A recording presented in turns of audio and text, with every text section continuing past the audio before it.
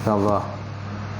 Baik, kita mulakan kuliah subuh pada pagi ini dengan kita sama-sama membaca kitab ila hadratin Nabi Muhammad Mustafa Rasulullah sallallahu alaihi wasallam wa ala al-kiram ashab izam sya'ulahul fatihah. A'udzubillahi minasyaitonir rajim. Bismillahirrahmanirrahim. Alhamdulillah Rabbil Alamin Ar-Rahmanir Rahim Maliki Yawmiddin Iyyaka na'budu wa iyyaka nasta'in Ihdinas siratal mustaqim Siratal ladzina an'amta 'alaihim ghairil maghdubi 'alaihim waladdallin. Amin. Assalamualaikum warahmatullahi taala wabarakatuh. Alhamdulillahillazi nahmaduhu wa nasta'in wa nastahdi wa na'udzubillahi min syururi anfusina wa min sayyiati a'malina. May yahdihillahu fala mudhillalah wa may yudhlilhu fala hadiyalah. Asyhadu an la ilaha illallah wahdahu la syarikalah wa asyhadu anna Muhammadan abduhu wa rasuluh. Allahumma shalli wa sallim ala Sayyidina wa nabiyina wa habibina wa maulana Muhammad imamil muttaqin wa qaidul mujahidin wa ala alihi wa sahbihi ajmain.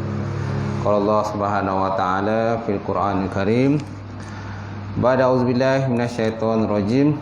Bismillahirrahmanirrahim.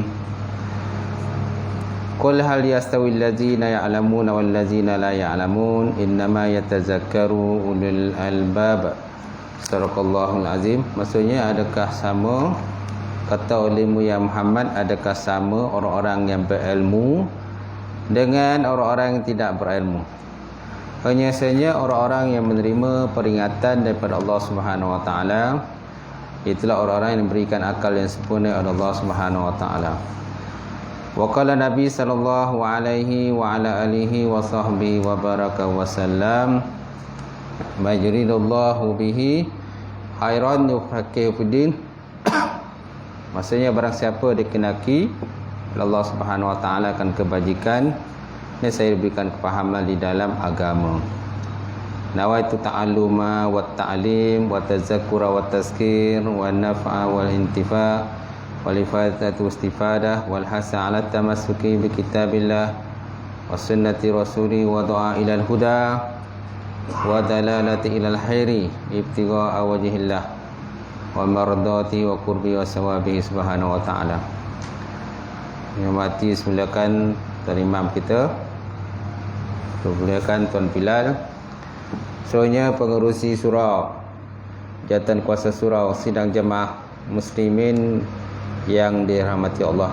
Alhamdulillah, kita panjatkan puji dan syukur kepada Allah Subhanahu wa taala kerana dengan izin Allah Subhanahu wa taala kita dipertemukan sekali lagi pada pagi ini untuk kita menyambung sedikit lagi kuliah kita. Yang pertama, kita lihat hadis pilihan.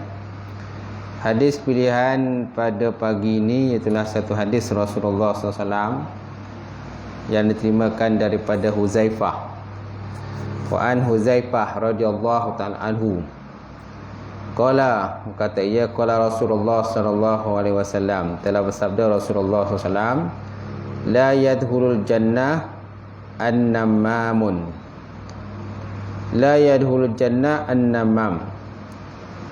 Maksudnya, tidak masuk ke dalam syurga an-namam. Nun mim alif mim, nun mim bersabdu, alif mim, namam. Apa maksudnya tuan? Maksud daripada hadis ini, tidak akan masuk syurga orang yang bersifat ataupun mengamalkan namimah. Namimah. Jadi, ma makna namimah? Apa yang dikatakan namimah? Dalam bahasa kita, namimah ni mengadu domba lah. Mengadu domba ataupun batu api ataupun melagakan orang. Sebut dalam kitab syarah hadis Riyadhus Shalihin, nyatakan bahawa an-namimah hiya naqlul kalam bainan nas ala jihatil ifsad. memindahkan percakapan di antara manusia di atas jihad ataupun jalan fasid. Di atas jalan fasid. Tekan-tekan namimah. Memindahkan percakapan di antara manusia di atas jalan fasid. Dalam bahasa kita ni namimah ni mengandung domba lah. Melagakan orang ataupun istilah lainnya batu api. Jadi orang yang batu api ni kata Nabi dia tak masuk syurga. Sebabnya kita jangan menjadi orang yang namimah. Walaupun namimah ni dari segi macam bahasa kita ni macam sedap dengar lah namimah, tapi makna tak elok. Sebabnya jangan bila kita nak letak nama anak kita, letak nama cucu, tengok dulu makna dia sesuai ke tak sesuai makna dia. Jangan sedap sebut tapi makna tak elok. Sedap sebut tapi makna tak elok. Macam namimah lah. Dan hukum namimah ini muharramatun, satu benda yang diharamkan lah. Bal hiya min kabaiz zunub, dia kata. Namimah ni satu benda yang diharamkan dalam Islam. Dia mempunyai ciri-ciri yang tidak elok, sifat-sifat mazmumah, sifat yang tidak elok, dan dia termasuk daripada kabaiz zunub. Kabair maksudnya dosa besar. Dosa besar. Wa min asbabi azabil qabri, dan dia termasuk dalam perkara yang boleh menyebabkan kita diazab dalam kubur besok lah. Dia boleh menyebabkan kita diazab dalam kubur. Sebabnya kita kena berhati-hati dalam percakapan kita. Tutur kata kita, percakapan kita setiap hari naklah kita jaga dengan baik.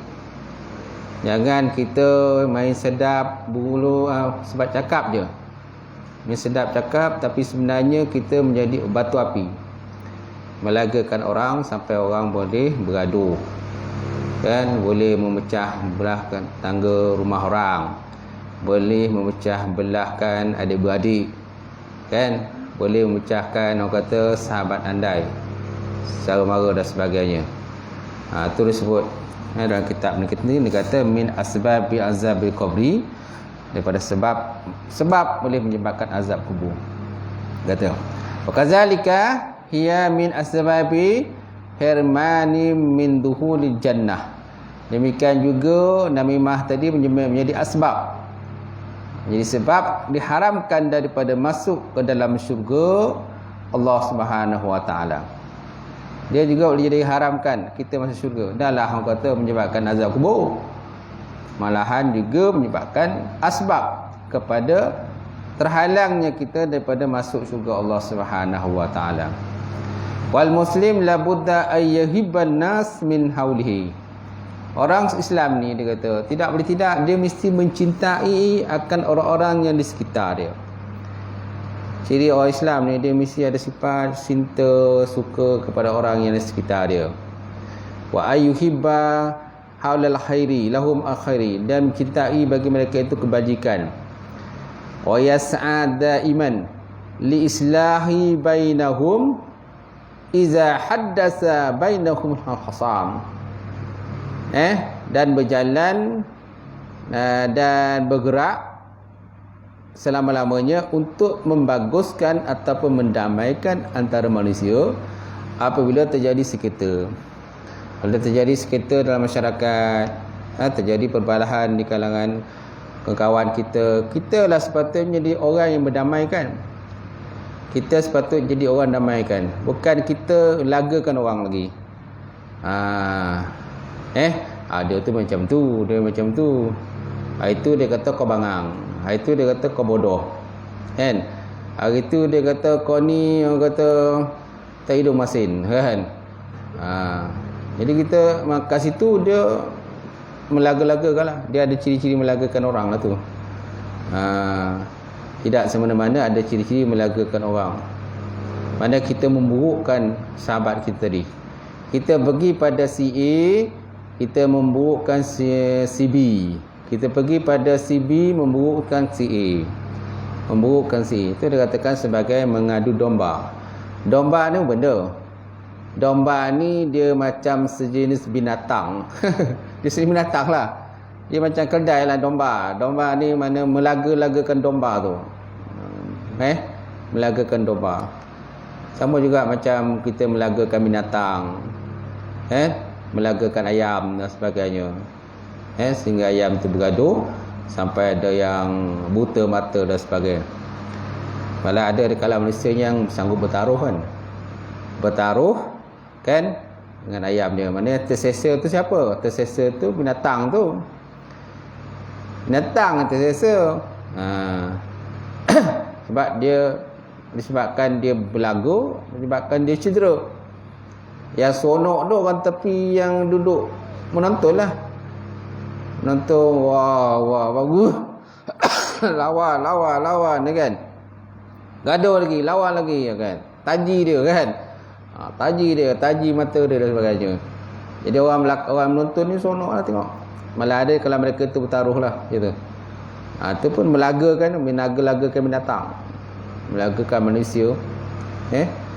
Jadi kata musannaf, kata pengarang, dia kata wal muslim la budda ayyuhibban nas min haulihi. Orang muslim ni tak boleh sidak, dia hendaklah mencintai akan manusia yang di sekitar dia. Siapa yang di sekitar kita ni kita kena sayang, kasih dan sebagainya. Tapi kalau seandainya dia melawan Allah Taala, dia benci pada Islam sendiri, kita pun kena tentanglah kalau dia benci Islam. Tapi kalau dia tak benci dengan Islam, dia suka dengan Islam, jadi kita kena sayanglah, kasih pada mereka. Wa ayyuhibba lahum akhaira, dan mencintai mereka buat benda kebajikan. Allah Subhanahu wa taala menyebut dalam Quran, dia kata wala tuti' kulla halafin muhin hammazin masya'in bin'aim. Surah Al-Qalam ayat 10 sehingga ayat 11. Dia kata wala tuti' kulla halafin mahin hammazin masya'in bin'aim. Apa maksudnya tuan-tuan? Jadi Allah Subhanahu wa taala menyebut dalam Quran dalam surah Al-Qalam ayat 10 hingga ayat 11, dia kata, dan janganlah engkau berkisar dari pendirianmu yang benar, dan jangan menurut kemahuan orang yang selalu bersumpah lagi hina pendapatnya dan amalannya. Kemudian hamazin masya'in bin'aim, yang suka mencaci, yang suka menyebarkan fitnah hasutan untuk memecah belahkan orang ramai. Hamazin masya'in bin'aim, yang suka mencaci, lagi yang suka menyebarkan fitnah hasutan untuk memecah belahkan orang ramai. Baik, kemudian allazi yamshi bin nas bin namimah. Jadi maksud hamazin masya'in bin'aim ini maknanya orang berjalan di antara manusia bin namimah. Dia mana mengadukan domba. Wan namimah min akhtara afatil lisan.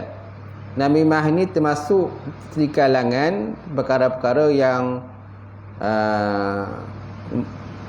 benda-benda yang tak elok, yang hasil daripada perbuatan lisan, hasil daripada perbuatan lidah kita.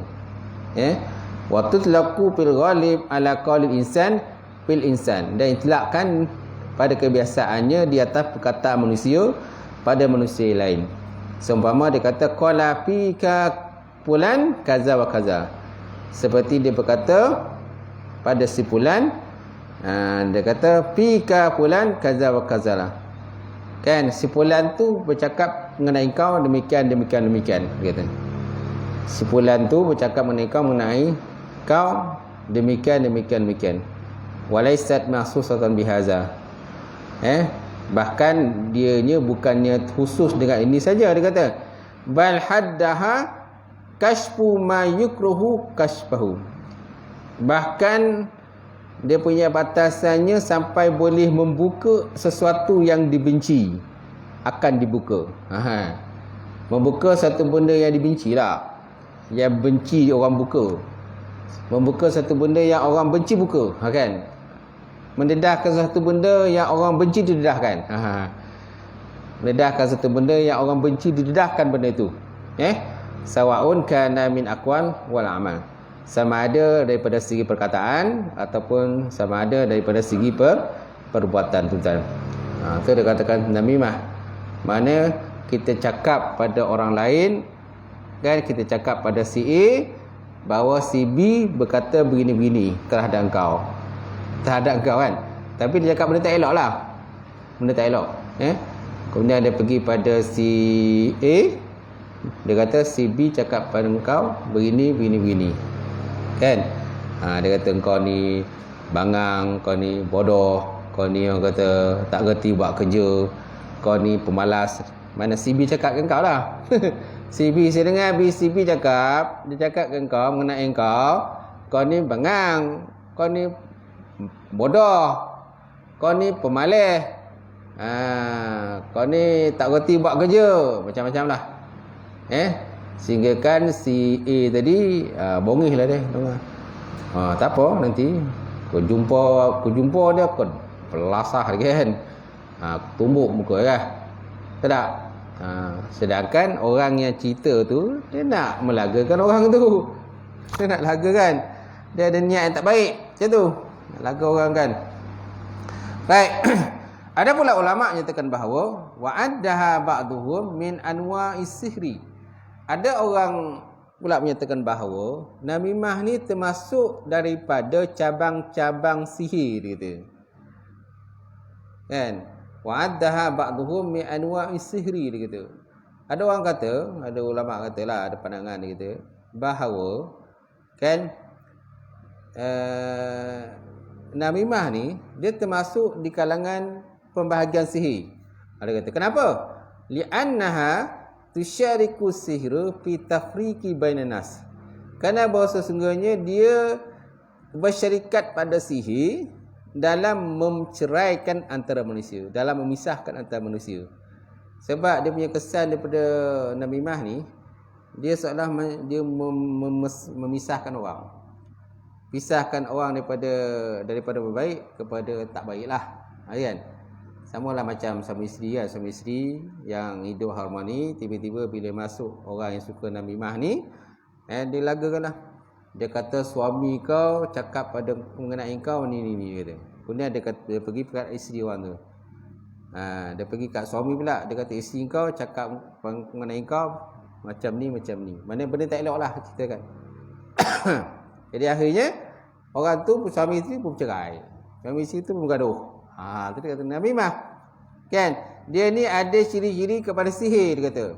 Li'annaha tusyariku sihra fi tafriqi bainan nas. Kerana maksudnya perbuatan namimah ni, dia kata, bersyarikat kepada sihir, kan, bersekutu dalam bab sihir pada menceraikan di antara manusia, gitu. Wa taghyir qulubi al-muhabbin, dan mengubahkan hati-hati orang yang ada ciri-ciri cinta mencintai. Dia akan ubah hati orang tu daripada perasaan cinta mencintai. Kan Nabi kata, naklah kamu cinta akan saudara kamu, kan. Nabi kata la yu'minu ahadukum hatta yuhibba lihi ma yuhibbu nabih. Tidak sempurna iman salah seorang kamu sehingga dia mencintai saudaranya sama seperti dia mencintai diri sendiri.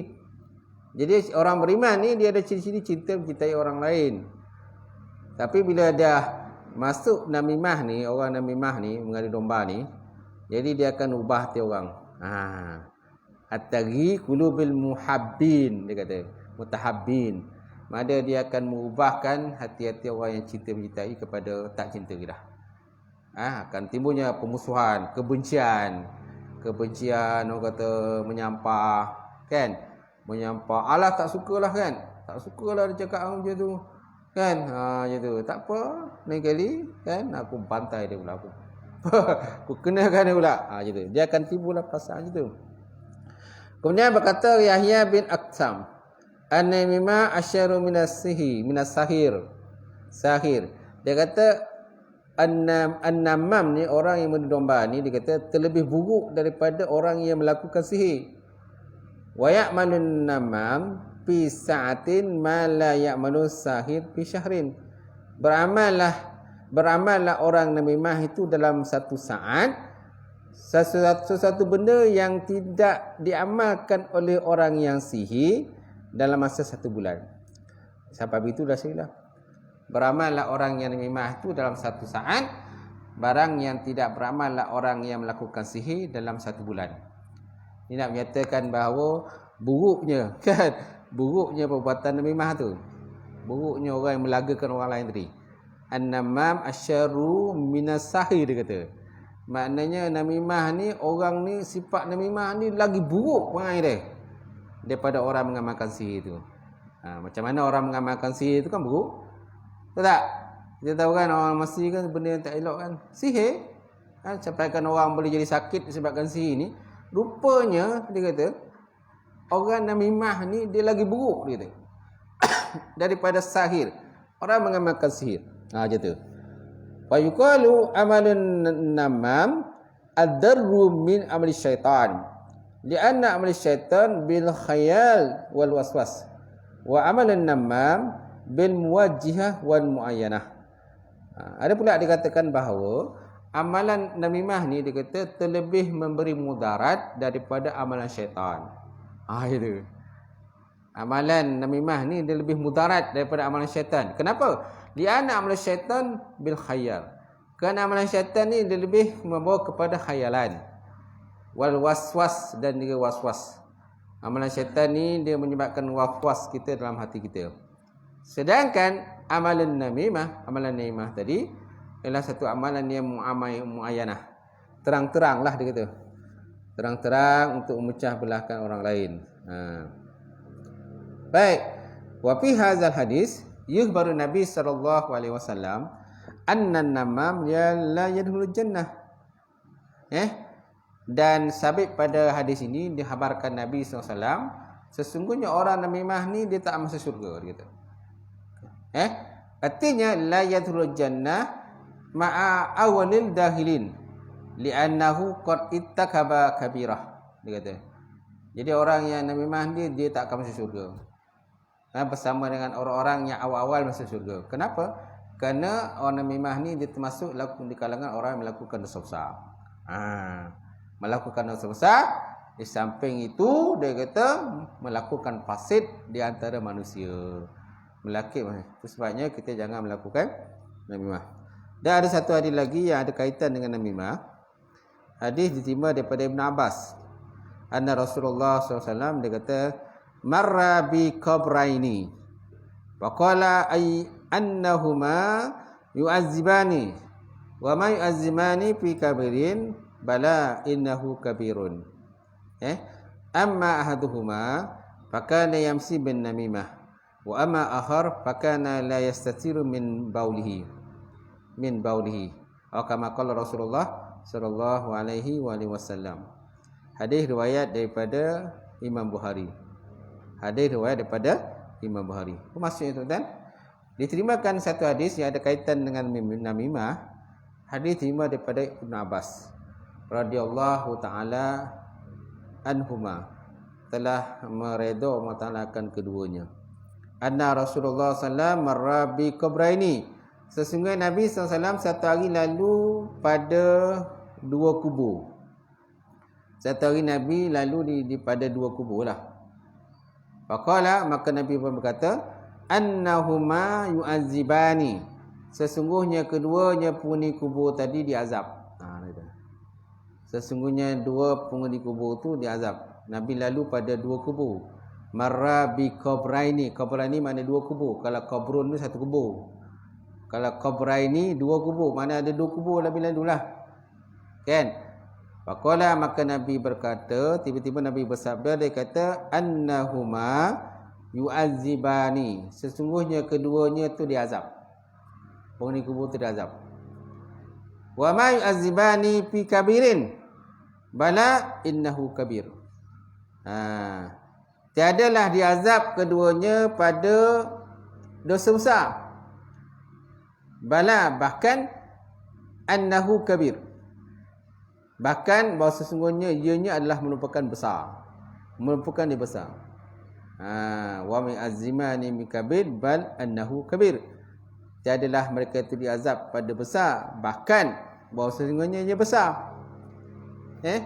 Amma ahduma, adapun salah satu daripada keduanya, fakana yamsi bin namimah, maka adalah keduanya tadi, salah seorang daripadanya itu dia waktu hidup dulu suka melakukan namimah.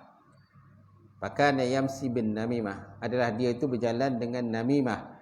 Mana dia suka jumpa orang, dia lagakan orang. Jumpakan orang, lagakan orang. Macam tu. Itu dah PN dia lah. PN dia, tabiat dan sebagainya. Jadi kalau kita jumpa orang macam ni tuan-tuan, kalau kita dah terkena sekali, kita sepatutnya jangan kena 2 kali lah. Kan? Sebab ada orang macam tu. Kalau dah kena sekali, janganlah kena 2 kali. Ada orang kadang-kadang dah kena sekali, kena lagi. Salah kita jugalah. Kita dah tahu dah PN dia perangai dia namimah, suka mengadukan orang, melagakan orang. Kita pun orang kata termakan juga cakap lagi. Kan? Beramal akhar, adapun yang laki-laki yang penghuni yang satu lagi, fakana ya la yastatiru minal bauli. Yang satu lagi tadi dia tidak menutup dirinya daripada kencing. Menutup dirinya daripada kencing. Wa fi hadzal hadis yukhbaru Ibnu Abbas, dan sabit pada hadis ini mengkhabarkan oleh Nabi sallam daripada Ibnu Abbas, dia kata anna Nabi sallam marra bi qabraini, Nabi lalu pada 2 kubur tadi, fayasmi'u sautu rajulaini, maka Nabi mendengar suara 2 orang lelaki yu'azzibani fi qabrihima, 2 orang lelaki yang diazab dalam kubur keduanya. Wa Nabi yara ma la tara, dia kata Nabi itu dapat melihat satu benda kita tak dapat lihat. Ini kelebihan yang ada pada Nabi sallam. Nabi, dia kata sebut dalam kitab ni, wan nabi yara ma la tarahu, Nabi dapat melihat satu benda kita tak dapat lihat. Wa yasma'u ma la yanasma'u, Nabi dapat dengar satu benda kita tak dapat dengar. Kan? Faqala Nabi sallam, maka Nabi pun bersabda, inni ara ma la tarau wa asma'u ma la tasma'u. Sebenarnya aku dapat lihat apa yang kamu tak dapat lihat, dan aku dapat dengar satu benda yang kamu semua tak dapat dengar. Wa qad a'tallahu rasulahu al-qudrah ala sama'i mu'azzibina fi kubrihim. Maka Allah Subhanahu wa taala telah mengurniakan Nabi Muhammad sallallahu alaihi wasallam akan sesuatu kekuatan sehingga Nabi dapat mendengar orang-orang yang diazab dalam kubur gitu. Ini kelebihan lah, mukjizat lah yang dikurniakan kepada Rasulullah SAW, sehingga Nabi dapat dengar orang yang tengah azab dalam kubur. Kita tak dapat dengar kan? Tak dapat dengar. Hanya dengar mungkin lalu ke kubur tu mungkin dengar suara hantu je lah. Suara hantu kan itu. Tapi orang azab dalam kubur tak dapat dengar. Tapi kalau tuan-tuan nak cuba buat, rakam lah. Sebab ada orang pernah rakam. Dia masukkan handset dalam kubur tu. Dia rakam. Kan? Kalau berani buatlah. Rakam ke ataupun tuan sendiri ke duduk sebelah mayat tu. Kan? Lepas tu ditanam sekali dengan mayat. Gitu. Ada juga orang yang orang kata sanggup masuk dalam kubur. Dia sanggup dalam kubur. Lepas tu ditanam lah, orang tanam lah. Kan? Mungkin dia ambil masa mungkin dalam 5-6 jam ke, lepas tu keluarlah balik. Mungkin tuan-tuan dapat dengar lah. Kalau nak test, nak cubalah sekali. Kalau Hasan mungkin nak cuba, aku ni nak cuba jugalah. Setiap hari nanamkan orang, satu hari aku nak masuk dalam ni kan. Cubalah test pula. Apa kat rasa duduk dalam kubur tu kan. Panis kau tak panis duduk dalam kubur tu. Sebab ada orang pernah kan. Pernah cubalah. Baik. Jadi Allah Subhanahu Wa Taala telah mengurniakan Rasulullah akan kekuatan di atas mendengar orang yang diazab dalam kubur mereka. Dan sabit pada hadis yang diriwayatkan daripada Muslim dalam kitab sahihnya daripada Zaid bin Sabit, qala berkata dia kata satu hari bainama Nabi sallam fi khaitin li Bani Najjar. Satu hari Nabi sallam berada pada dinding kota Bani Najjar.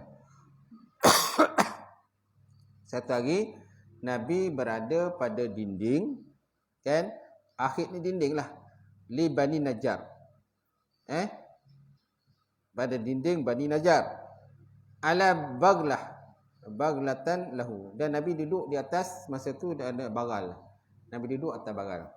Wa nahnu ma'hu, dan Nabi bersama dengan kami, kan, Nabi bersama dengan kami. Is haddasa bihi, tiba-tiba Nabi berlakulah satu benda lah. Is haddasa bihi, satu benda berlaku, kan. Maka Nabi pun berkata, izan akbarun sitten atau samsatun arba'ah, kan. Nabi pun tanyalah, orang yang dah dalam kubur ni, dia kata, berapa lama dia dah mati, dia kata. Nabi kata, ada orang kata 6 atau 5 ataupun 4 hari lah, ya Rasulullah. Ada menyatakan 6 hari, ada menyatakan 5 hari, ada menyatakan 4 hari orang tu dah mati dalam kubur tadi, dah tanam lah, kan. Maka Nabi berkata, man ya'rif ashabu hazil akbar, siapakah dengan kamu yang kenal penghuni kubur ni? Siapa kenal? Faqala rajulun, maka tiba-tiba berkata seorang lelaki, dia kata, ana, aku tahu, aku kenal siapa penghuni kubur tadi. Qala, maka Nabi berkata, mata haulai, bilakah mereka ini mati? Bilakah mereka ini mati, dan kenapa mereka mati? Qala, berkata, matu fil isyraq, mereka mati pada waktu isyraq lah. Isyraq ni waktu sebelum duha, waktu sebelum duha, dia kata.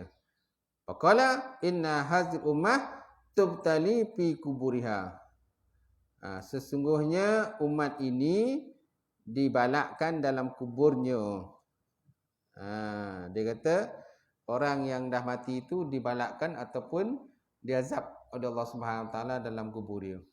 Dia kata, fahuna sami'a salam satu rajulain mu'azzimin fi kubrihim, maka daripada sinilah maka Nabi kata, aku dengar suara laki-laki tadi diazab dalam kubur mereka tadi. Innahuma yu'azzibani wa ma yu'azzim min kabir, dia kata, sesungguhnya mereka kedua tadi diazab, dan tiada mereka diazab daripada kabir, daripada yang besar. Annahuma yu'azzibani min syai'in huwa fi za'mihima ghairu kabir, wa zalika li'ikhtifafihima bi umuril diniyah, bahawa sesungguhnya keduanya diazab pada sesuatu yang pada sangkaan mereka bukan melakukan dosa besar, kan. Jadi apakah maksud wa min azibani fi kabir, dan tiada mereka itu diazab pada yang besar? Maksud yang besar bahawa mereka menganggap bahawa dosa yang mereka lakukan tu bukan dosa besar. Mereka anggap dosa yang mereka lakukan tadi bukan dosa besar. Apa yang dosa yang mereka lakukan tadi? Dosa yang mereka lakukan tadi, dia kata, iaitulah an-namimah, dia kata. Sebagaimana Allah Subhanahu Wa Taala bersabda, dia kata, wa tahsabunahu hayyinan wa huwa indallah azim. Mereka menyangka benda itu adalah mudah, padahal benda itu sisi Allah Taala adalah besar.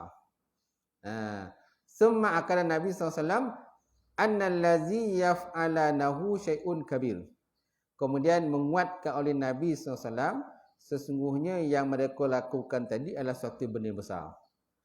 Faqala Nabi SAW, maka Nabi bersabda, dia kata, bala innahu kabir, bahkan sesungguhnya ianya merupakan dosa besar.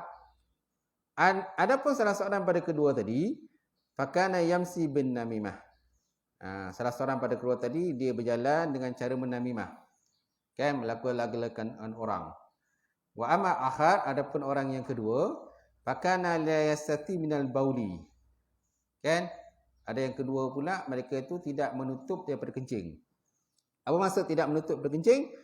Iza arada ay yaqdiya hajatahu fa innahu yaqdi hajatahu amaman nas kasifan an auratihi.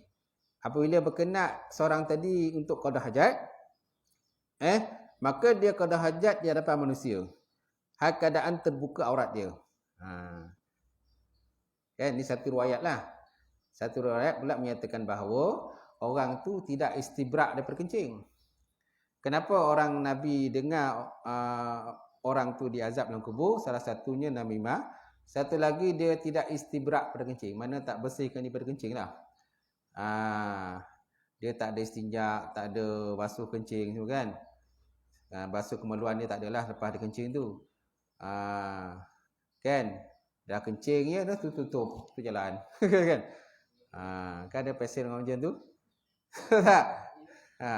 Dia kadang-kadang duduk dengan dia bau kencing ya, apa bau kencing ni? Anjing bukan? Rupa dia tak ada istibrak. Dia tak ada istinja, tak ada istibrak, tak ada menyucikan diri pada kencing. Satu riwayat lah. Satu pula riwayat menyatakan bahawa amal akhar pakana ya la yastatiru minal bauli. Laki yang kedua pula dia kata Nabi kata dia tidak menutupkan diri daripada kencing. Maksud tidak menutupkan daripada kencing, dia kata iza arada ayyaqdiya hajatahu fa innahu yaqdi hajatahu amaman nas, dia kata. Apabila seorang itu berkenan untuk qada hajat, maka dia qada hajat di depan manusia. Kasifan an aurati, keadaan terbuka aurat. Fa yu'zi masyairin nas fi turuqatihim. Lalu dia menyakiti akan hati dan juga perasaan manusia yang lalu di depan mereka lah. Macam tu. Malahan manusia pun malu tengok dia. Malu, tutup malu, tutup mata kan. Malu kan nampak. Ada yang jadi jahat pula, pergi ambil gambar pula. Orang tengah kencing, berdiri, mencurek kan. Dengan jalan tu, ambil gambar. Viral kan itu.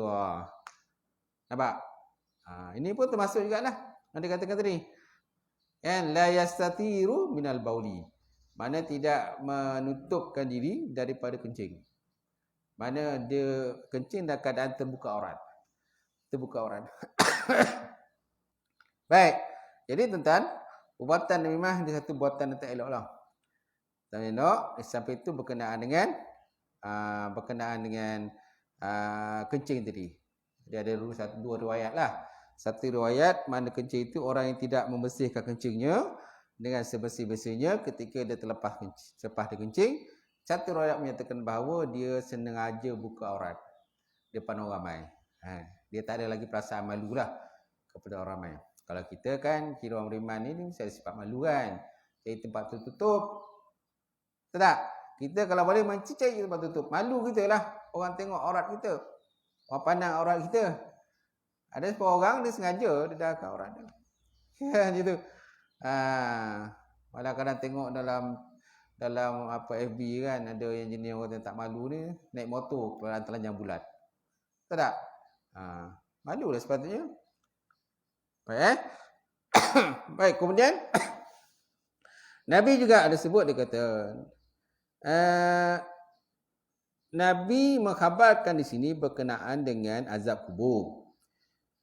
Mengabarkan pada kita azab kubur dengan sebab namimah tadi. Di samping itu tidak menutup aurat, dan di samping itu tidak istinza'u minal bauli, mana tidak mencucikan dirilah daripada kencing tadi. Dan orang ini kata Nabi diazab oleh Allah Subhanahu Wa Taala dalam kubur. Orang ni diazab tentang dia kubur. Kalau ikutkan benda ni macam kecil je. Kita kalau kita pandang pada satu sudut, kesalahan orang ni macam kecil je. Tapi walaupun dia kecil pada pandangan manusia, tetapi ianya besar pada sisi Allah Subhanahu Wa Taala. Dia kata, wa yakunu azabil qabri li sa'idiz dzunub, walakinnahu aksara ma yakunu bisabil ghibah wa namimah wal baul. Dan adalah azab kubur itu disebabkan oleh dosa-dosa tadi. Tetapi kebanyakan daripada azab kubur tadi ialah antaranya ialah sebab ghibah. Ghibah ni mengumpat antaranya lah. Kemudian namimah. Dan namimah kedua wal bauli dan juga kencing. Walakin ma sababu zalika. Tetapi apakah sebab demikian? Ini persoalan lah. Kemudian ada soal balik. Kenapa berlaku begitu dia tu? Kenapa disebabkan ghibah? Kenapa disebabkan namimah? Kenapa disebabkan kencing tadi menyebabkan orang itu diazab? Diazab oleh Allah Subhanahu Wa Taala dalam kubur. Okey, kita tengok sini dia kata, laqad zukira ba'dhum fi sirri ba'dhum sir fi tahsisil bauli wan namimah ghibah bi azabi qabri wa huwa anna al-qabra awalu manazil akhirah wa fihi an ma zuj mimma yaqa'a fi yaumil qiyamah min niqab ila sawab wa al-ma'asi allati yu'aqib 'alaiha 'abdu fi yaumil qiyamah nau'ani haqqullah ta'ala wa haqqul ibad gitu. Wa awwalu ma yuqda fihi yaumil qiyamah min huquqillah ta'ala. Dia kata bahawa kencing, namimah, ghibah, mengumpat ni dia kata ni termasuk di kalangan azab kubur kan, dan dia juga dia kata menyebabkan dia besok akan diiqab diseksa pada hari kiamat. Kenapa?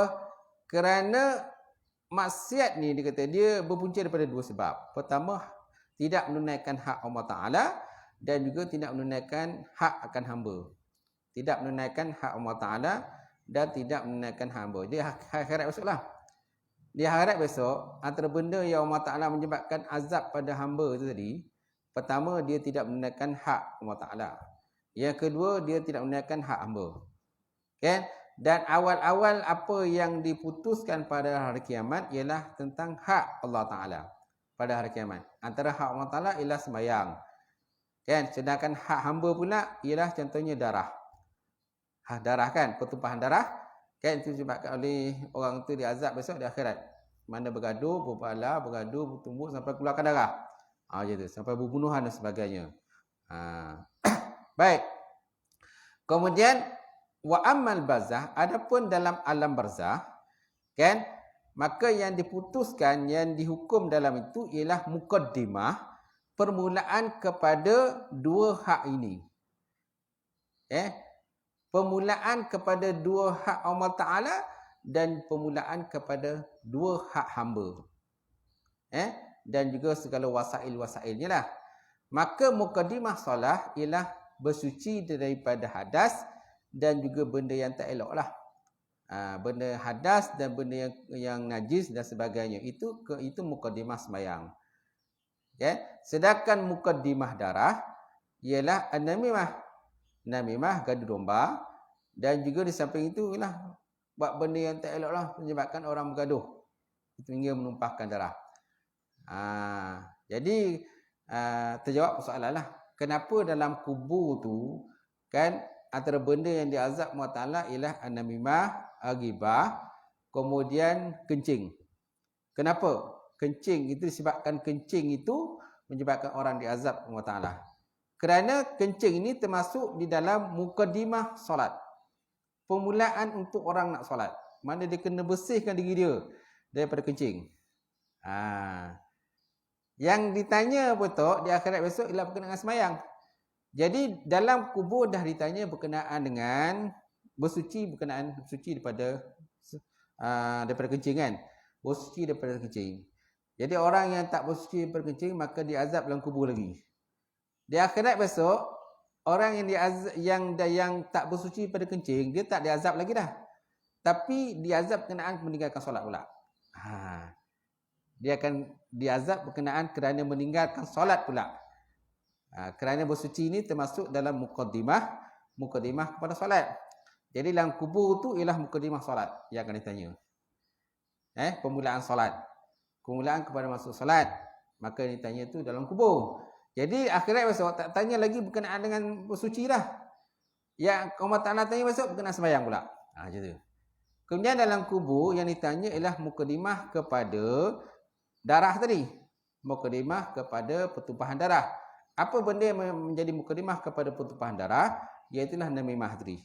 Mengadu domba. Di samping itu ghibah, mengumpat. Mengumpat kan? Ini benda yang ditanya dalam kubur. Jadi akhirat besok tidak ditanya lagi berkenaan dengan tu. Dia tak tanya lagi, tapi dia tanya berkenaan dengan pertumpahan darah pula. Kata pengarang lah, kata musannif. Itu perbezaan. Jadi kenapa dalam kubur tu ditanya berkenaan dengan kencing. Kan menyebabkan dengan kencing tadi orang diazab.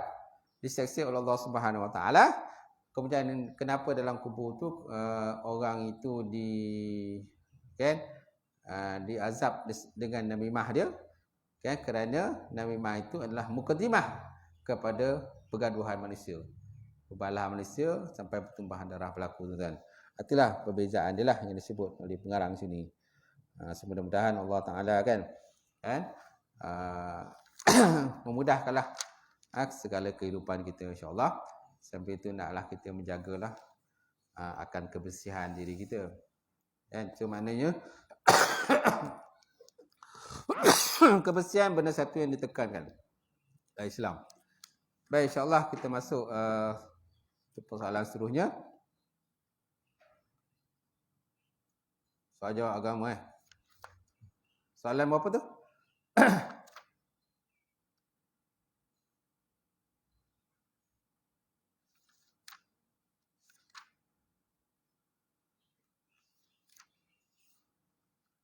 Soalan nombor?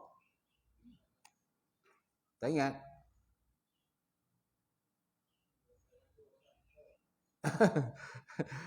Itu kan kita dah ada kuliah sekalian.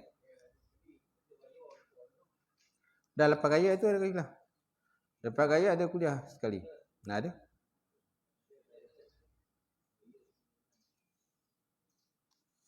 Sebagai 10 bulan.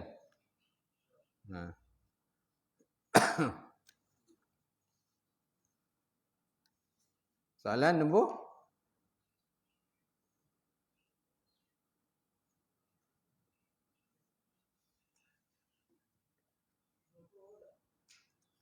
Ha? 90. Tak ada tanda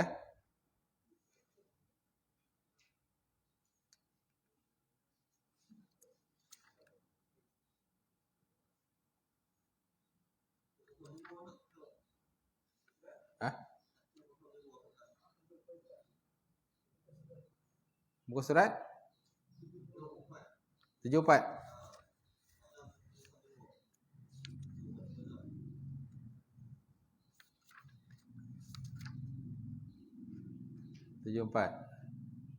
Soalan 105. Okay, kita lihat 105.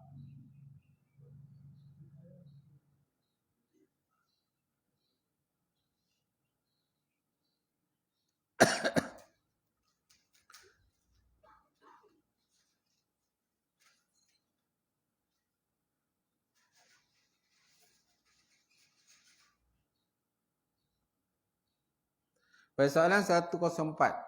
104 lah. Ada mayat yang dilewatkan perkebumiannya selama beberapa hari, minggu atau beberapa bulan sebelum dikebumikan, seperti mayat yang berada dalam bilik mayat, hospital dan tidak dituntut. Bilakah soal jawab dua malaikat berlaku di atas mayat ini? Adakah selepas dia dikebumikan ataupun sebelumnya itu? Soalan cantik kan ni? Bagaimana kalau mayat tu tak kebumikan lagi? Seminggu, 2 minggu tak kebumikan, macam mana? Jawapannya, asalnya soal jawab kedua-dua malaikat berlaku selepas dikebumikan. Tetapi sekiranya mayat masih belum dikebumikan selama beberapa tempoh yang lama, maka ini tidak akan menghalang malaikat untuk menyoalnya. Dia tak halang malaikat nak soal, walaupun belum kebumikan lagi lah. Macam tu. Hal ini demikian kerana mayat yang tidak dikebumikan tidak mampu menghalang ketetapan Allah Subhanahu Wa Taala, memberi izin kepada malaikat untuk menyoal orang yang mati. Jadi janganlah orang kata, oh ni tak ada lagi soal jawab malaikat ni, belum bumi lagi. Belum bumi. Bagaimana kalau mayat tu memang tak ada ke bumi kan? Sebab ada yang orang yang bukan Islam lah. Orang yang bukan Islam ni, dia mayat dia tak ke bumi, ada juga. Dia simpan macam tu je. Simpan dalam peti kan. Dalam peti dia tak ke bumi kan. Kalau di luar negara tu, ada yang simpan mayatnya tu di atas gunung pun ada. Di atas gunung. Ada kan? Tapi kalau Malaysia lah, luar negara lah, dia simpan mayat tu, dia letak dalam peti lah, dalam peti kan, tapi dia letakkan, dia angkat, letak kat atas gunung, atas batu tu, dinding batu kan, dinding batu. Lepas tu dia ada gua-gua lah, gua-gua, letak mayat dalam tu. Dia tak kebumikan mayat dia. Dia tak kebumikan, tapi dia letak dalam peti tu, tapi dia letak dalam gua gitu. Okey. Jadi adakah dia arti menghalang malaikat daripada soal jawab. Jawapannya tak menghalang lah. Dia tak menghalang malaikat daripada soal jawab. Bila je malaikat nak soal jawab, bila-bila dia boleh time, dia boleh pergi. Macam tu. Lagipun benda tu alam gaib. Alam gaib kita kan nampak. Kan nampak pun soal jawab tu. Kita yang masih di alam dunia tidak mengetahui hakikat soalan dan cara malaikat menyoal mereka yang berada dalam kubur. Setelah dikebumikan, alam kubur mereka itu akan menjadi sama ada salah satu daripada taman syurga atau salah satu daripada lubang neraka. Mengikut amalan masing-masing seperti yang disebut dalam hadis Quran dan juga hadis Rasulullah sallallahu alaihi wa ala alihi wasahbihi wa baraka wasallam kan. Boleh? Jadi maknanya terpulang pada malaikat lah. Sebab ada kadang-kadang orang yang mati kan, macam mati dibunuh kan, mati dibunuh dalam rumah. Orang pun tak sedar dia mati bunuh. Tahu-tahu dah mayat pun dah bulat kan. Dah bulat. Macam tu. Orang tak tahu. Kadang apalagi kadang-kadang ada orang kadang dia tinggal seorang rumah. Bila tinggal seorang rumah, jadi orang pun tak tahu dia ni hidup ke lagi. Tak nampak-nampak keluar dari rumah. Biasa nampak dia keluar dari rumah kan. Dia keluar rumah pergi mengetai ke. Pergi kedai mengetai tu kan. Ini lama orang tak nampak. Pintu rumah pun tutup macam tu. Tapi ada bau yang tak elok lah. Bau yang tak enak.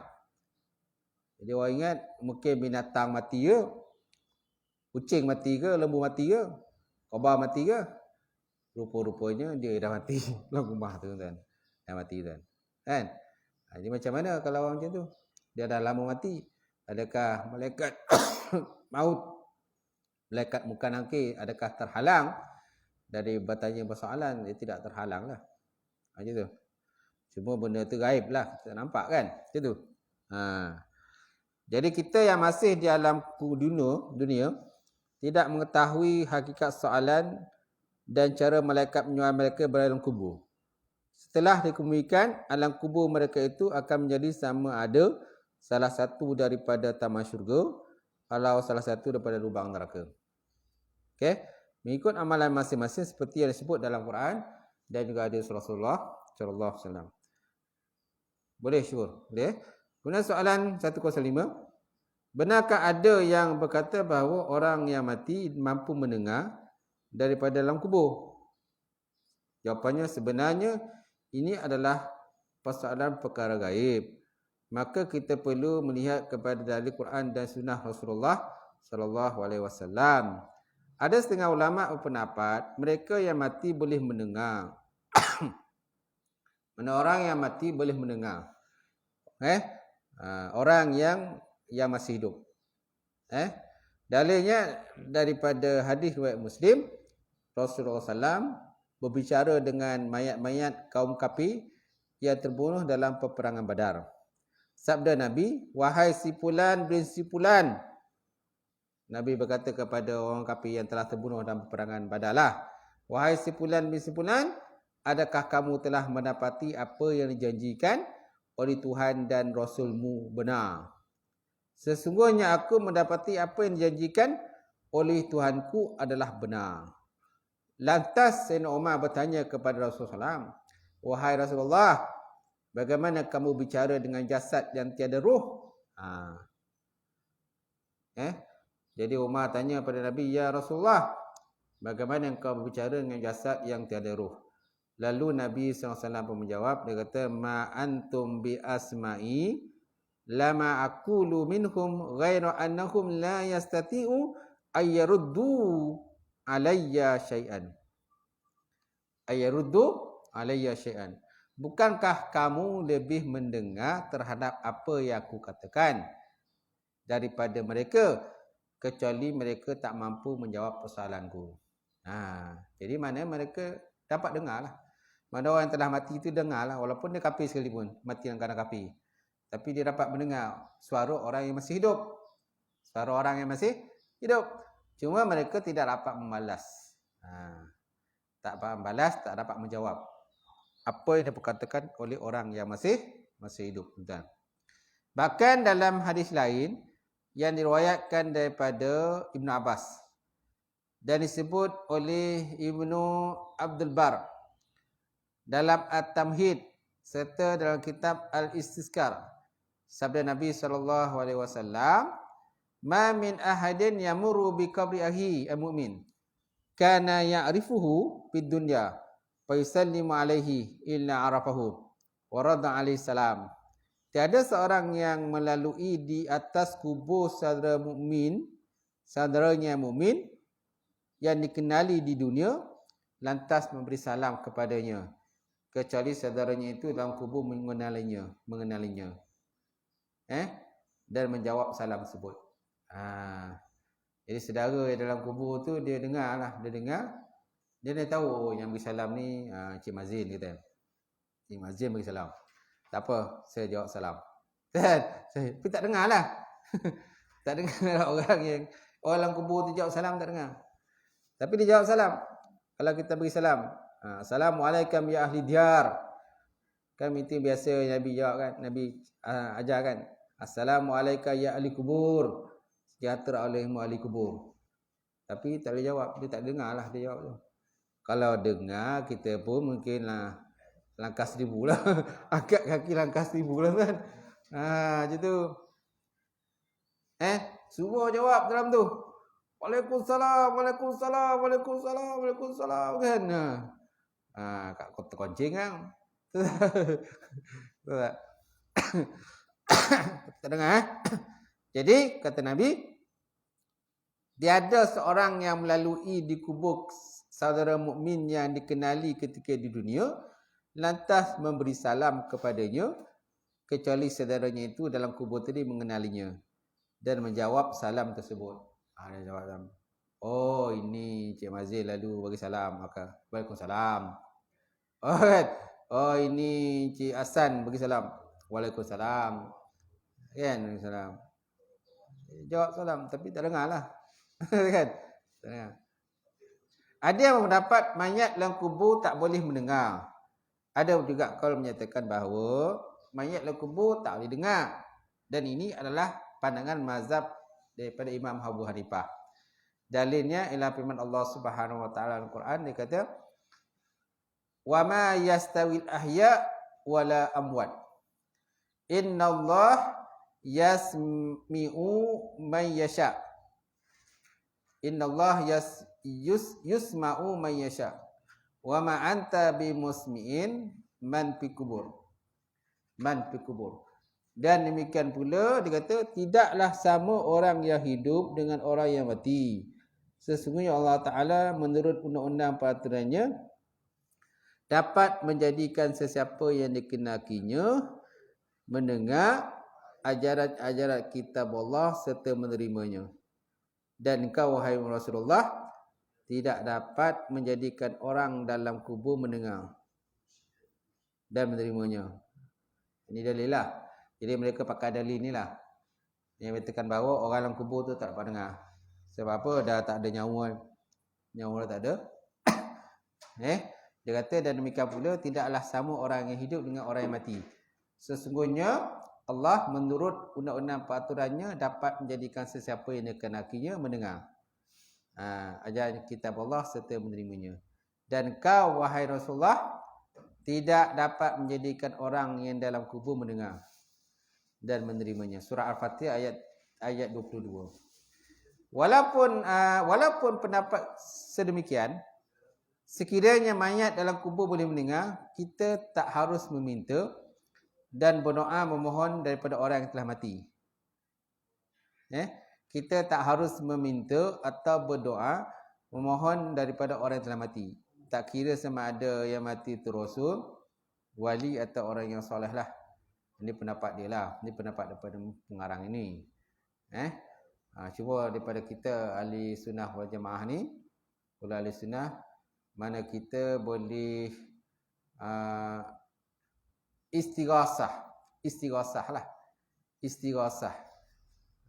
Tawasul kan dibenarkan. Tawasul dibenarkan, istighasah pun dibenarkan. Digunakan istighasah.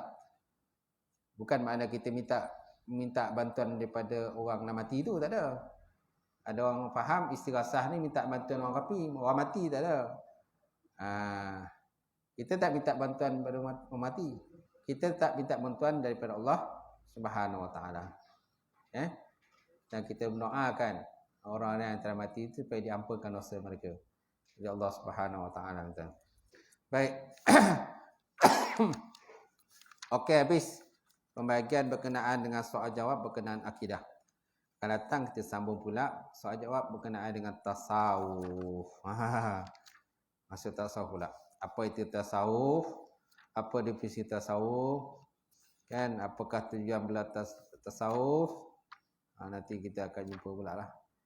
Wallahu a'lam bishawab. Ada soalan tak?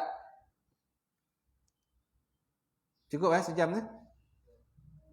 Ada soalan? Bisa tutup?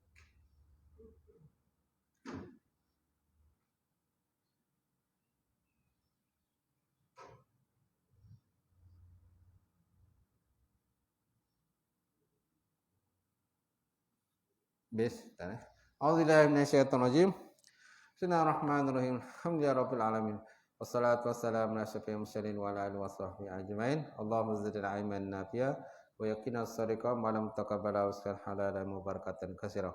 Wasiyana fatai alim nawalana qulubana bi nuri ma'rifatika wa aftahna futuh arifin. Allahumma faqina fidin, Allahumma faqina fidin. Allahumma ja'al hadza jam'al marhuma wa tafarruqana min ba'dihi tafarruqan ma'suma. Rabbana iftah bainana wa baina qaumina bil haqqi wa antal fatihin. Rabbana faghfir lana dzunubana wa kaffir 'anna sayyi'atina wa tawaffana ma'al abrar. Rabbana ma wa'adtana la rusulika la tuzina yaumil qiyamah innaka la tukhliful mi'ad. Rabbana atina fid dunya hasanah wa fil akhirati hasanah wa qina azabannar. Subhana rabbika rabbil izzati amma yasifun wa salamun alal mursalin. Alhamdulillahi rabbil alamin. Qabalallahu minkum. Untuk jemaah sebelum balik kita duduk kajian sekejap.